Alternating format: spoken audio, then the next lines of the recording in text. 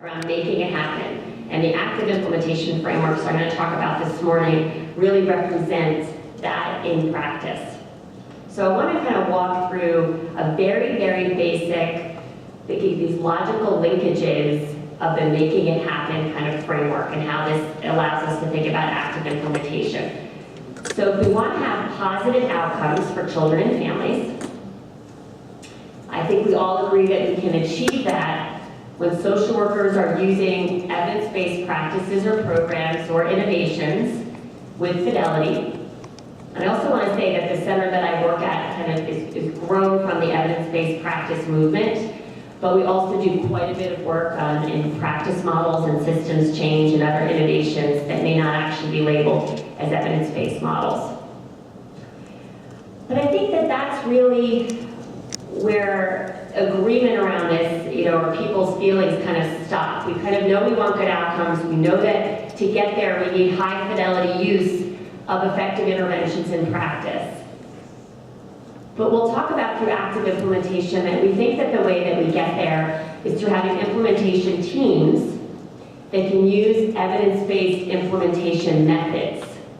So while there is an evidence base for the interventions, there's also an evidence base for implementation methods. I'm going to talk through that. And this is actually my major area of interest, is building local jurisdictional capacity through implementation teams and intermediary organizations to support the scaling of evidence in practice. So I'll just kind of transparently say that this is a big interest of mine because I think there's an equity issue in where evidence-based practices are actually being implemented. So I'm a really big proponent of thinking about how do we build local capacity of practitioners and administrators to make good use of evidence in practice and to not have to be dependent on external consultants and folks like that to be able to do this work. So how is it that we build implementation teams that can actually help translate evidence to practice?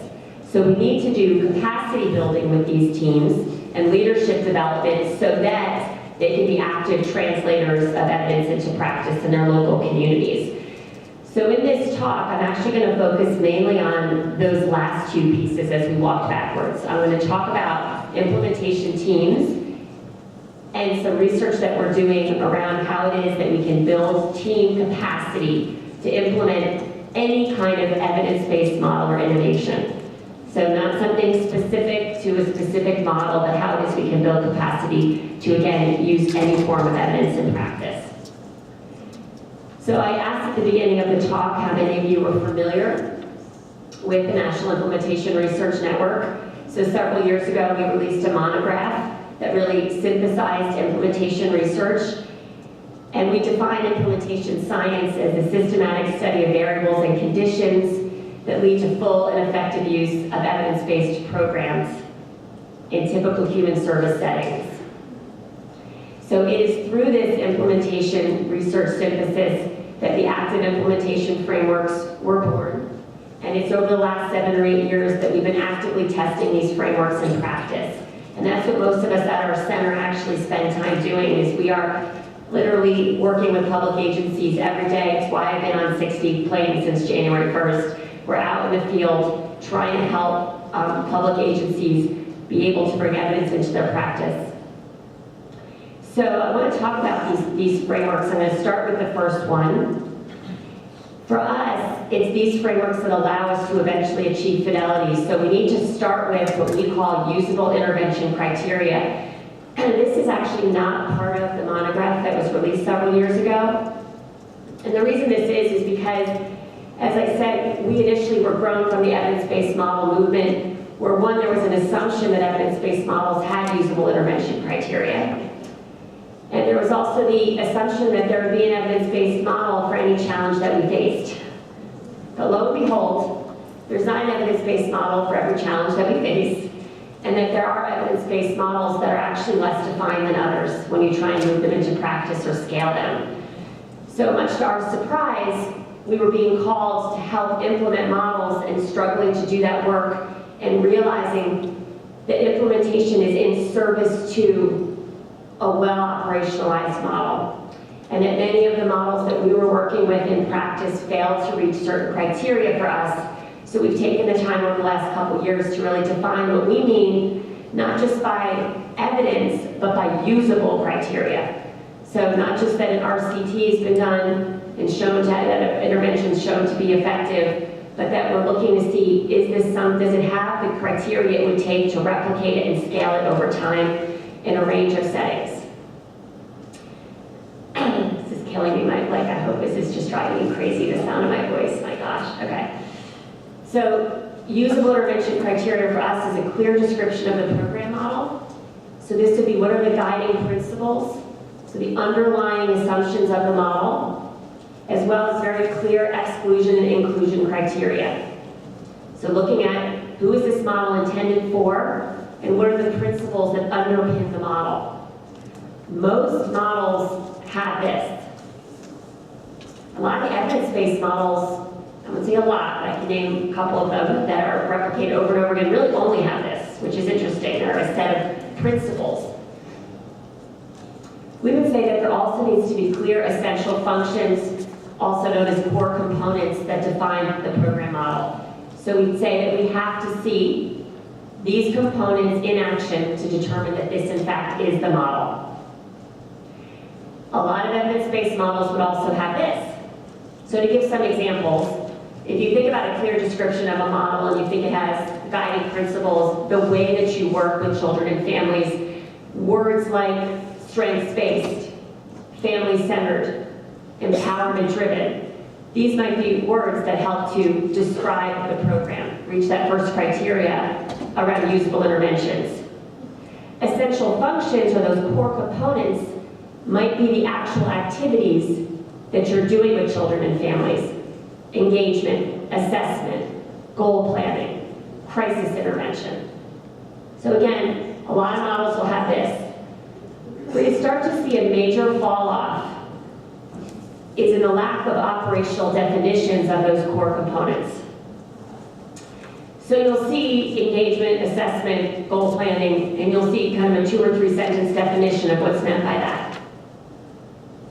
That's very hard for us to then come in and do active implementation work because we don't know what are we selecting for, training to, coaching on, collecting data for, changing policies for, if we really can't fully operationalize what engagement, what goal setting looks like at the moment of saying and doing with the family. So and also what you can't do if you don't have that level of operational definition is you can't collect competency fidelity. You can look at content fidelity, so you know that something's done, but was it done well remains an elusive question. And lastly, we need to have practical performance assessments. So for us, this is the first piece of the active implementation frameworks we've now actually added them to our overall framework, that we need to have this usable intervention criteria. And we've spent more and more time in the field working to get criteria that is usable before we move into the other aspects of the frameworks. These are the ones that you've probably more commonly seen. The idea that implementation happens in discernible stages. The idea that you need a sustainable implementation infrastructure, which we refer to as implementation drivers. Ooh, I missed mine. It's not working. It's all right. There it goes back. Thank you.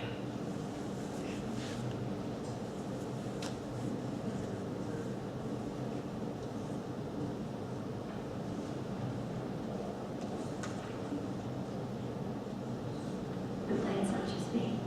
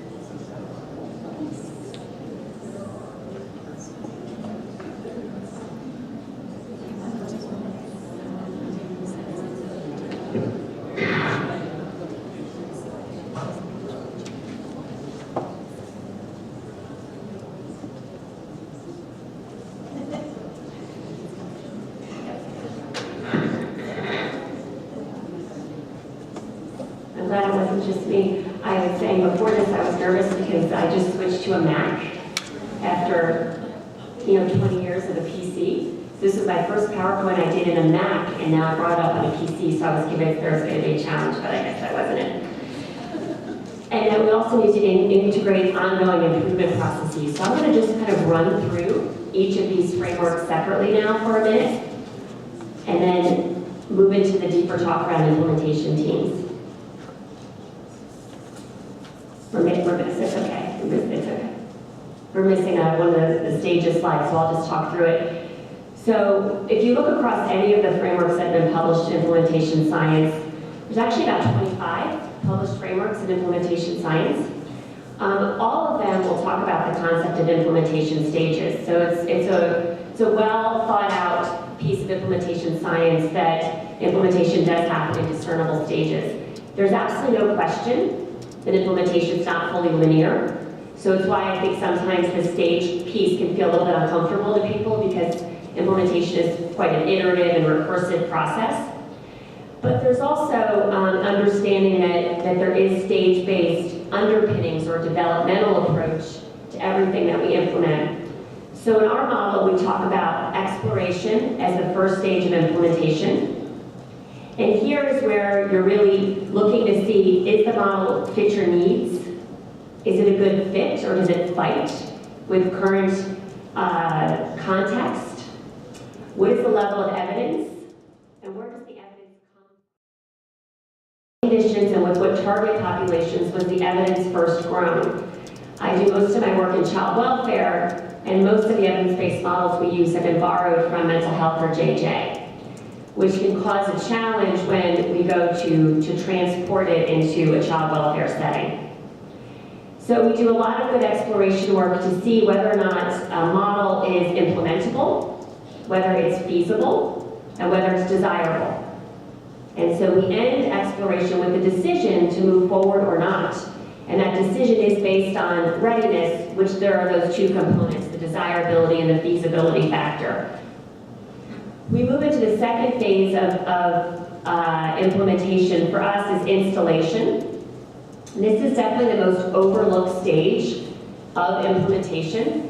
Installation is when there's that expression, if you will build it, they will come, but you have to build it first. So it's the idea that you really need to put into place the infrastructure that's needed to support the new model or practice. So I'll walk through that for you, what that would look like. And so we definitely spend months of time putting into place those structural and instrumental changes that are necessary to create a hospitable environment for the new program model. Most of you will know that when you start, you adopt a new model, what typically happens is 5 years later, you'll say to yourself, whatever happened to that practice we were going to do? Or you may say to yourself, boy, that looks nothing like we thought it would. Well, that has to do with the fact that typically, when you think about accommodation, what's happening is that the model accommodates for the system, rather than the system accommodating for the new model. And so we spend quite a bit of time on systems level changes that would allow for those hospitable environments for the model to thrive with fidelity, and ensuring that fidelity is not on the backs of practitioners, but is taken across the system as a responsibility for fidelity to the model. The next stage is initial implementation, which is when you begin to serve children and families in the new way of work. And the hallmark of this stage is the use of data for continuous improvement. So we always say that anything worth doing is worth doing poorly. So there's the assumption that when you start initial implementation, there'll be some bumps in the road. So we work very hard to institutionalize feedback loops and data-driven decision mechanisms that are in place before we launch into serving children and families. And then full implementation is when skills have become routinized and policies and procedures have become institutionalized, and that's about 2 to 4 years into implementation, and that is when you're able to assess outcomes, which is a huge mismatch with a lot of funding cycles. So we can talk about that afterwards, of how we deal with those things. I'll talk about implementation drivers. This is going to be a big part of the talk, actually, as we move through. So we think about implementation drivers and what makes up the infrastructure for implementation that allows us to have a model that's implemented with fidelity. So we break them into actually two different drivers. The first are competency drivers, which help to improve and sustain a practitioner's competency to deliver an intervention. Organization drivers, which create those hospitable organizations and systems environments. And then we also include leadership capacity. This is what the framework looks like. So along the competency driver side, we talk about how do we select, train, coach, and assess staff. So you're moving up the triangle so that you reach high fidelity. On the right side, we're looking at decision support data systems. Again, how is it that you use data to drive decision making? Facilitative administration. That's a weird one. Anyone that ever talks about our frameworks that doesn't work for us always renames that one because it just sounds weird. Really what it is management. So at a management or administrative level, what kind of policies, procedures, or processes would you need to change to support the new model? And then systems interventions. On a larger system scale, how is it that you're ensuring that you have legislative resources, policy resources, human resources, financial resources to do the work? You may look at this and a lot of us will think, well, these are pretty common things that we all consider. But I'm going to walk through how many times we don't consider all of these things at each stage of implementation as we should. And then also we consider them not through an implementation-informed lens. So when we typically hire staff, especially in a public agency, there are a lot of barriers in place to hiring staff that we might want to hire because we have job descriptions that are cookie cutter.